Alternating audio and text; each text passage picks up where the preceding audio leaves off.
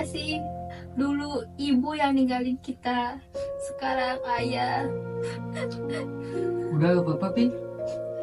Kita doain aja yang terbaik buat orang tua kita. Orang tua kita pasti mau hidup kita rukun dan saling mendukung.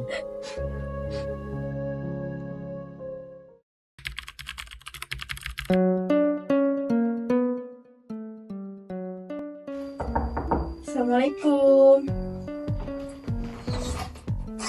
Selamat siang. Siang, Bu. Silakan duduk, Bu.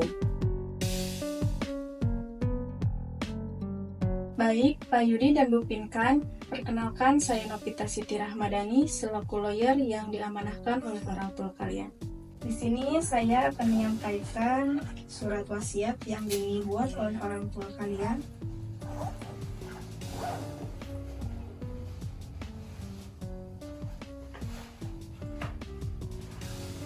Yang dimana wasiatnya tertera yaitu harta warisan dari penjualan rumah senilai 500 juta rupiah beserta aset lainnya akan dibagi dengan porsi 2/1.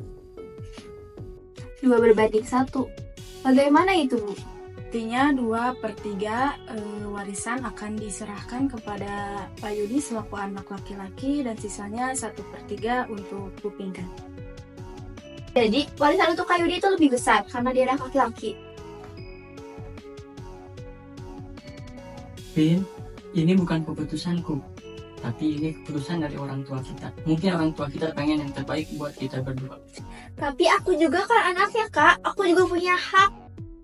Saya mengerti ini sangat-sangat sulit untuk kalian.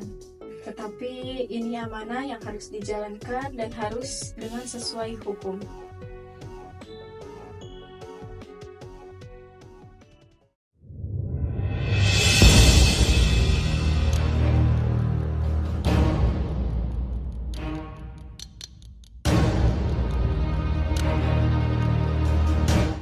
Sepertinya ini adalah satu-satunya cara agar semua warisan orang tua menurut aku.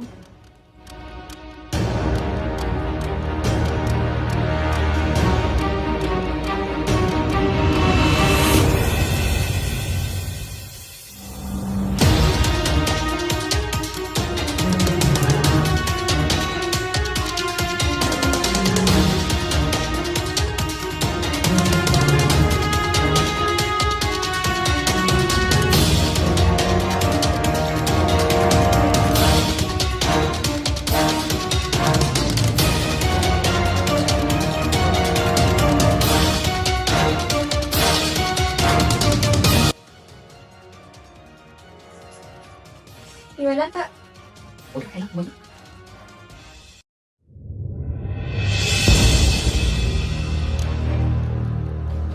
Aduh, kepala aku agak pusing nih. Aku mau ke kamar dulu ya. Oh, iya, Kak. Aduh.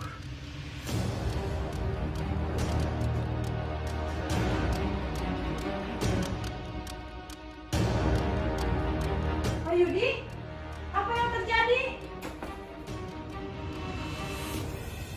Aku nggak tahu, Bu. Dia tiba-tiba terjatuh. Itu apa di sakumu, Bu Pinkan? Bukan apa-apa, Kak. Coba saya lihat. Ini racun loh, Bu Pinkan. Kamu semua yang melakukan ini. Aku gak tahan, Bu. Semua warisan tuh Kak Yudi. Aku seperti gak dianggap. Aku seperti gak punya hak di sini.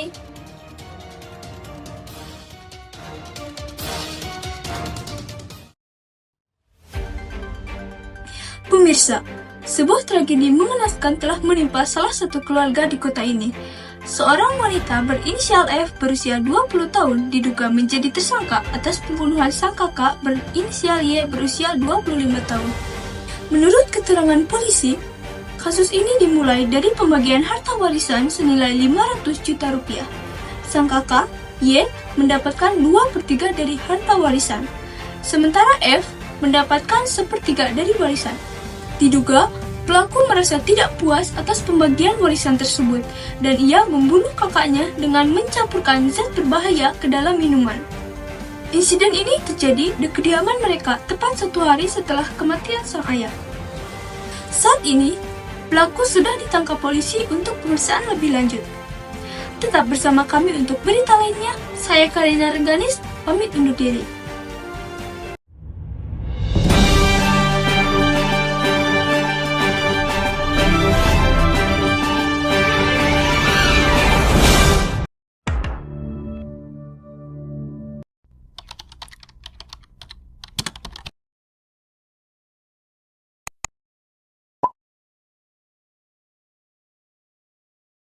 Untuk pemeriksaan lebih lanjut. Tetap bersama kami untuk berita lainnya. Saya Karina Rengganis, pamit undur diri.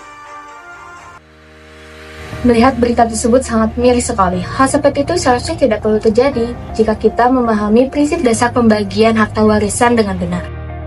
Sebelum kita membahas lebih jauh tentang distribusi Islam, mari kita pahami dulu hukum waris dalam Islam. Secara garis besar, waris adalah peralihan hak dan kewajiban atas harta peninggalan dari pewaris kepada ahli waris. Dalam Islam, syarat-syaratnya sudah jelas, pewaris harus meninggal, ahli waris masih hidup, dan keduanya memiliki hubungan yang sah menurut syariat. Pembagian ini diatur untuk memastikan setiap pihak mendapatkan haknya tanpa menimbulkan konflik yang telah dibahas dalam distribusi Islam. Distribusi dalam Islam tidak hanya terbatas pada waris, tetapi mencakup semua cara pembagian sumber daya secara adil. Prinsip utama distribusi Islam adalah tauhid, keadilan, dan kejujuran. Islam mengajarkan bahwa distribusi harus bisa mengurangi ketimpangan sosial dan ekonomi. Ada beberapa tujuan distribusi dalam Islam. Yang pertama yaitu untuk dakwah, seperti melalui zakat untuk memperkuat iman umat. Yang kedua yaitu sebagai pendidikan, membentuk akhlak mulia seperti sifat dermawan dan peduli sesama. Ketiga, tujuan sosial yaitu mengurangi kemiskinan dan memperkuat solidaritas. Dan yang terakhir yaitu tujuan ekonomi, memastikan perputaran harta secara adil dan merata di masyarakat. Instrumen distribusi dalam Islam sangat beragam, mulai dari zakat, infak, sedekah, hingga waris. Misalnya zakat, membersihkan harta dan menumbuhkan keberkahan, sedangkan waris menjaga keadilan bagi ahli waris. Semua ini diatur untuk menciptakan keseimbangan antara kepentingan individu dan masyarakat. Distribusi yang tidak adil adalah akar dari banyak masalah sosial seperti konflik dan kemiskinan. Dengan mengikuti panduan Islam, kita tidak hanya menegakkan keadilan, tetapi juga mencapai keberkahan dalam hidup. Semoga kita senantiasa diberi pemahaman untuk menjalankan ajaran Islam dengan benar.